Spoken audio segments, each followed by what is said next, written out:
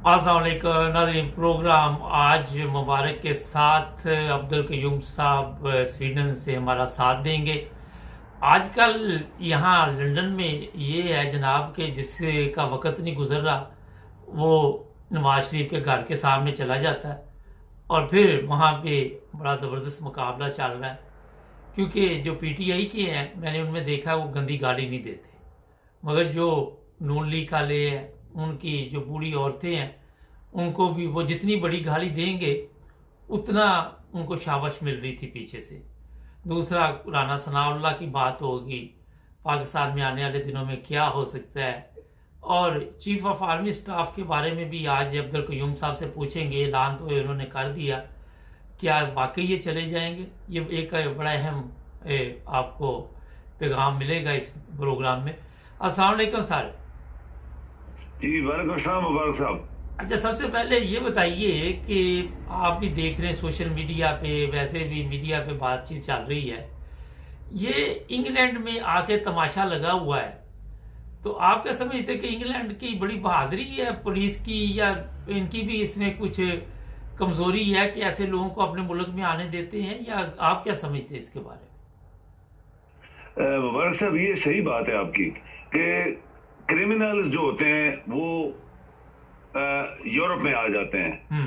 जबकि यूरोप वाले जब पाकिस्तान में कोई छोटी सी भी बात हो जाए तो उसको उठा उठा के पूरी दुनिया में पेश करते हैं, जबकि क्रिमिनल सारे पाकिस्तान के वो तमाम लोग जिन्होंने पाकिस्तान का पैसा लूटा है, जिन्होंने पाकिस्तानी कौम के साथ ज्यादती की है, जिन्होंने पाकिस्तान में मासूम बच्चियों के साथ ज्यादती की है और भाग के फिर छुपे हुए हैं यूरोप में, आगे पीछे चले जाते हैं। तो ये मेरे ख्याल में ये देखो पाकिस्तान का सारा पैसा अभी दुबई, ये तो चलो हम कह सकते हैं कि हमारे मुल्ला भी इधर छुपे हुए हैं, पाकिस्तान में जाके इस्लाम का नाम लेते हैं, इधर यूरोप में आके याशी करते हैं। तो ये सारी चीजें जो यूरोप को सोचनी पड़ेंगी कि इस तरह के लोग जो जो अपने मुल्कों के साथ ज्यादतियां करके उस मुल्क को लूट के और हमारे मुल्क में छुपते हैं, उनको जूते मार के वहां से निकाल दें। और ये चूंकि इनके पैर तो बहुत पुराने हैं ना, मजबूत हैं पैर, इन्होंने बड़े देर से लगे हुए हैं, ये पाकिस्तान को लूट रहे थे, फिर पकड़े गए तो भाग गए जजों के मदद से। लेकिन फिर भी यूरोपियन और बाकी तरक्की याफ्ता ममालिक को ऐसे लोगों को अपने मुल्क में नहीं आना चाहिए, जैसे क्रिमिनल्स लोग जो हैं, जो मनी लॉन्ड्रर्स हैं। कानून आप देखें कितना बड़ा बनाया हुआ है। हमारे साथ हम बिजनेसमैन हैं, हमारे साथ हर चौथे दिन कोई ना कोई बैंक कहता है जी अच्छा जी ये बताओ वो बताओ ये बताओ वो पैसा किधर गया था इधर गया था, मनी लॉन्ड्रिंग, वो कहते हैं मनी लॉन्ड्रिंग। तो जो असल मनी लॉन्ड्रर हैं, जो पाकिस्तान के खरबों रुपए लेके इधर लेके, उनसे किसी ने पूछा नहीं है। ये एक डबल स्टैंडर्ड का एक छोटी सी मिसाल मैं आपको दे रहा हूँ। अच्छा, बाकी ये है कि यहाँ जूते तो लोग उनको मारेंगे जिस जो मुंह उनका काला हुआ है और दुनिया इनको जानती है। मैं आपको बताऊं मुबारक साहब, एक बात और कर दूं मैं, ये पनामा एक केस था, इनके कई पनामे केस हैं जो अभी तक छुपे हुए हैं, और इन्होंने किस किस जगह पैसा छुपाया हुआ है अभी तक दुनिया को पता नहीं है, और पाकिस्तानी कौम तो वैसे ही बहुत पीछे है, उनको पता नहीं है। पनामा एक छोटी सी मिसाल थी, इसके बाद दुनिया में कितने ममालिक हैं इन्होंने बहुत जगह पैसे छुपाए हुए हैं, वो किसी दिन पकड़े जाएंगे, कौन पकड़ेगा। लेकिन जो कुछ इनके साथ हो रहा है वो सही हो रहा है, इनके मुंह पे लोग जूते मार रहे हैं जिनके बस में है, इनका मुंह काला पहले है और काला अगर वो कर रहे हैं तो शर्म या मुबारक साहब उन लोगों को होती है जो अल्लाह ताला के नेक बंदे होते हैं, वो देनदार होते हैं, हलाल की रोजी खाने वाले होते हैं, किसी को तकलीफ नहीं देते, किसी के खिलाफ बोलते नहीं है, किसी के मजहब के खिलाफ बोलते नहीं है। ये सब चीजें होती हैं उन लोगों के अंदर जिनको अल्लाह की तरफ से रहमतें मिलती हैं। ये जो है ये अल्लाह के अजाब में फंसे हुए हैं, और जो कुछ इनके साथ हो रहा है वो सही हो रहा है, और इससे भी ज्यादा होना चाहिए, मेरी तो ये दुआ है। अच्छा, एक सवाल है यहाँ पे, अगर इन्होंने ईमानदारी से कौम की खिदमत की होती तो आज हमारी कौम ने तो इन्हें मेरा ख्याल बड़ी इज्जत देनी थी, सर पे बिठा लेना था ना। मुबारक साहब, किसी ने भी कौम की खिदमत नहीं की ना, नहीं, ये मेरा 75 साल में तो सारे लुटेरे आते रहे ना, किसी ने खिदमत की नहीं है। पाकिस्तान की खिदमत की होती तो पाकिस्तान गरीब क्यों होता। आप देखिए ना पाकिस्तान के अंदर कितने रिसोर्सेज हैं जो पाकिस्तान खुद पैदा कर रहा है, वो भी ये खा रहे हैं। जो बाहर से दुनिया के खरबों डॉलर, जिसको ट्रिलियन डॉलर कहते हैं, अगर आप 75 साल का हिसाब लगाएं तो ट्रिलियन डॉलर दुनिया ने दिए, वो भी खा गए। पाकिस्तान के लोग गरीब के गरीब है।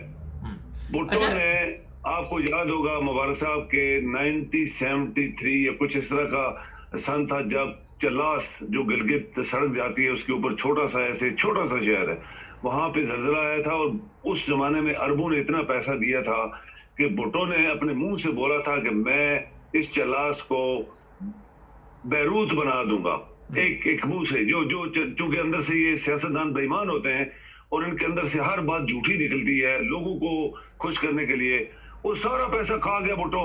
वो पैसा स्विस बैंक में जमा हुआ और आज तक लोग कहते हैं स्विस बैंक से किसी ने निकाला नहीं, या किसके पास चला गया, वो उसकी बेटी आई, इसका ये जरदारी आया जो मरने वाला है।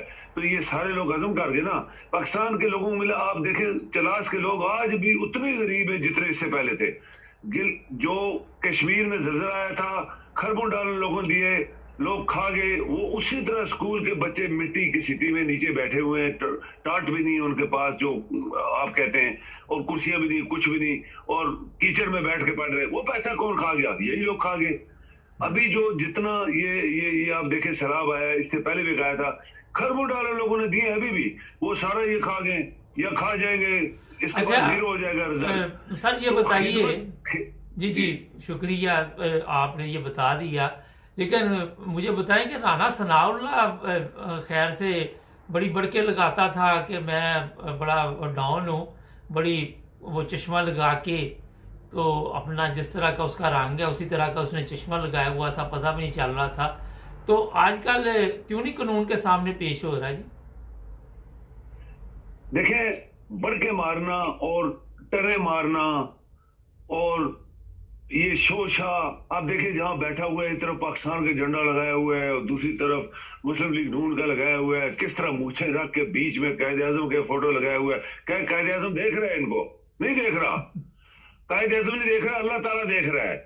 अल्लाह ताला से डरो, अल्लाह ताला सब कुछ देख रहा है। तुम्हारे एक एक लम्हे का हिसाब किताब तुम्हारा नोट हो रहा है। जिस तरह तुमने मुस्लिम लीग नून के साथ मिलकर पाकिस्तान के साथ गद्दारी की, 20-25 बंदे तुमने कत्ल करवाए, और मुस्लिम लीग नून के ये जो करप्ट बेईमान धोखेबाज बाहर छुपे हुए हैं, इनको खुश करने के लिए तुमने पाकिस्तान के लोगों के साथ ज्यादतियां की, पाकिस्तान का पैसा खाया। तो क्या तुम्हें अल्लाह ताला बचा लेगा? अल्लाह ताला नहीं तुम्हें बचाने वाला, कायद आज़म का फोटो नहीं बचाने वाला, या तुम्हारा मुस्लिम लीग नून का नवाज शरीफ का फोटो नहीं बचाने वाला। अल्लाह से डरो और वो तुम्हारी पकड़ आने वाली है। मैं तो चाहता हूँ इसको बहुत पहले पकड़ लेना चाहिए था, और इस बंदे को कानून होना चाहिए मुबारक साहब कि जो बंदा जितना कत्ल करता है उतनी दफा फांसी दो उसको। अगर एक बंदा 100 बंदे मार देता है और उसको आप एक दफा फांसी में लटका देते हैं 2 सेकंड के लिए, तो बात तो नहीं बनी ना। 100 बंदों को 100 बंदे कत्ल हुए हैं, तो ये वो बंदा है उनमें से। इसकी शक्ल देखो और पीछे वो जो दफ्तर के शो इसने कल दिखाई है टीवी के ऊपर।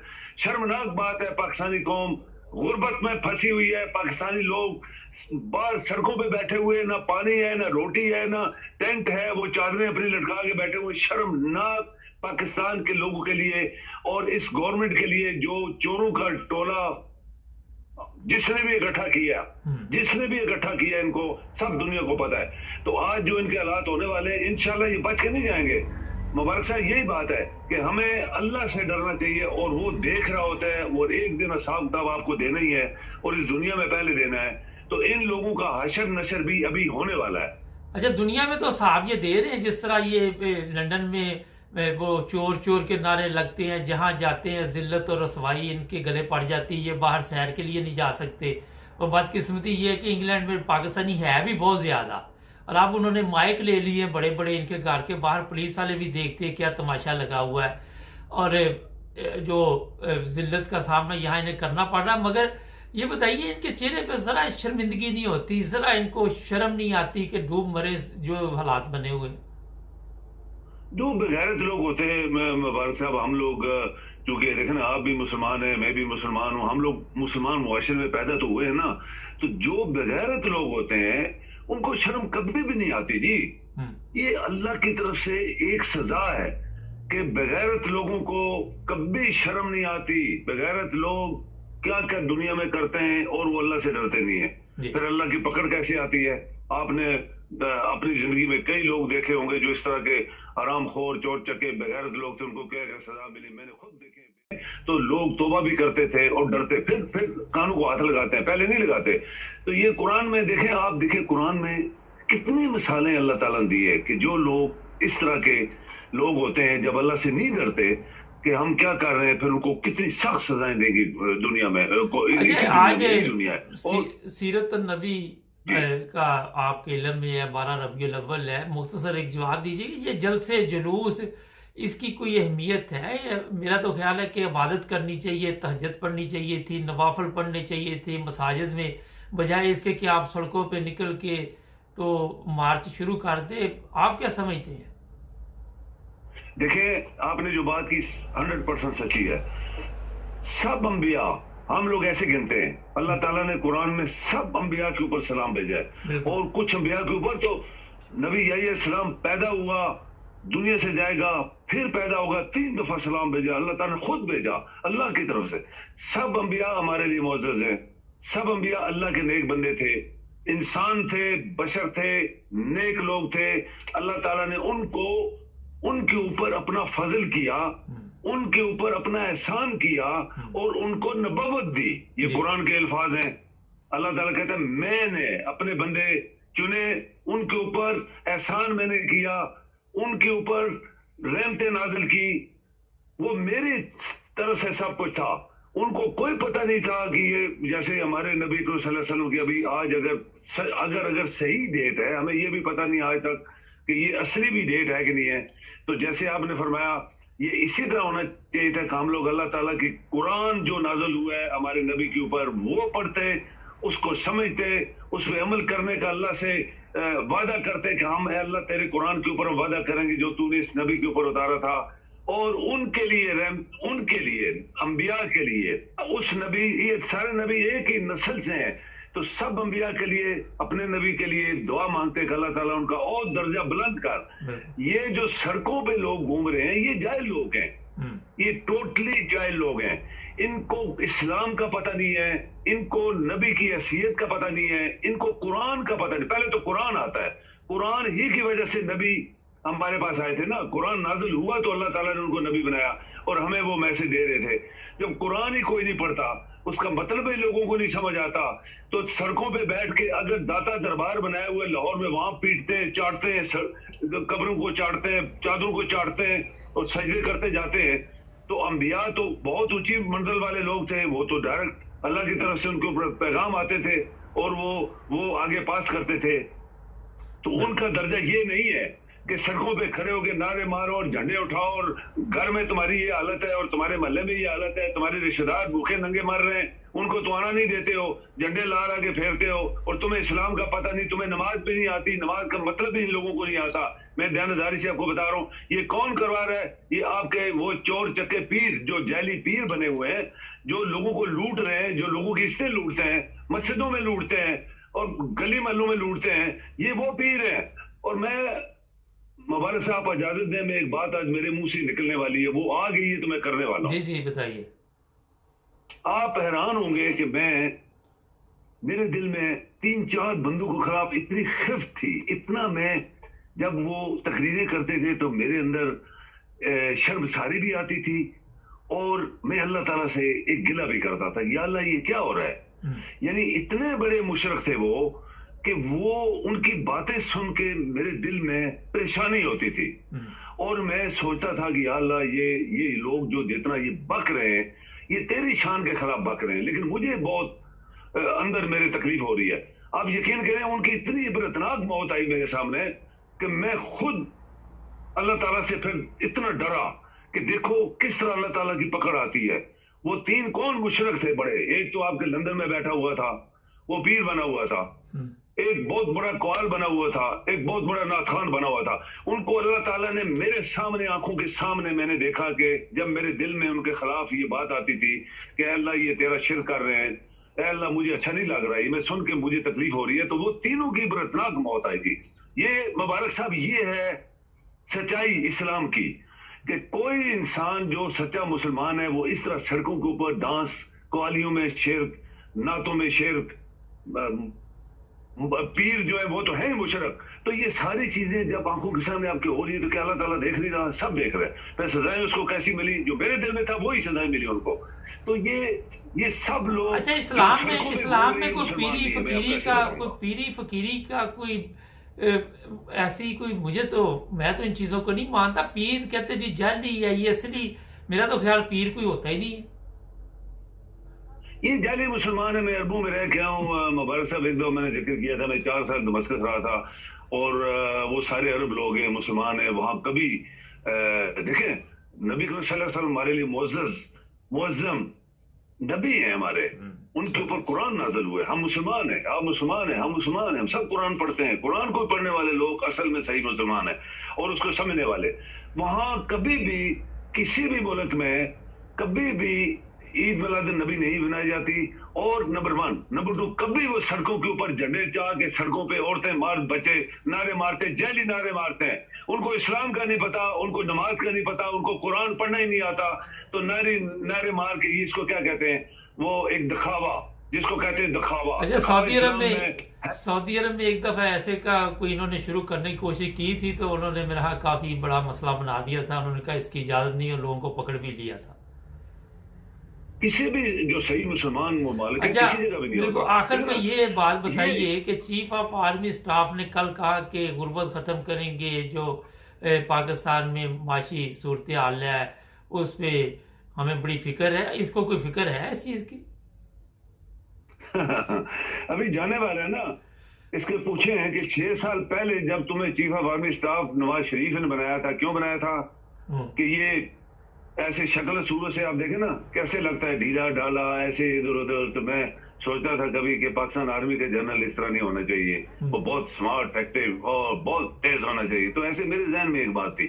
تو یہ ڈھیلا ڈالا 3 سال اپنے مار کے 3 سال اور بھی مار گیا، اور جس نے اس کو دیے تھے 3 سال اس کے خلاف سب کچھ کر گیا. اینڈ کے اوپر سب کچھ اس کے خلاف. ابھی جب اس کو پتہ لگا اگلے مہینے میں نے جانا ہے تو یہ بھی ساری باتیں. اچھا یہ بڑا موضوع یہ ہے کہ جانا ہے، کیونکہ میرے پاس اطلاع ہے کہ ابھی بھی ڈبل گیم چل رہی ہے. ہو سکتا ہے 3 سال اور ٹک جائیے.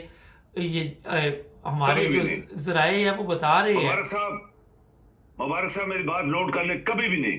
اچھا فوج اس کو سپورٹ نہیں کر رہی. فوج کبھی برداشت نہیں کرے گی کہ ایک عام آدمی، ایک نالائق، ایک ایسا بندہ جو جس نے 3 سال یا 3 سال اور زبردستی لے لیے ایک بندے کو سیاستدان سے، اس کو بیوقوف بنا کے، اور 3 سال پھر اسی کے خلاف وہ سارے اسی کے خلاف سب کچھ کروایا.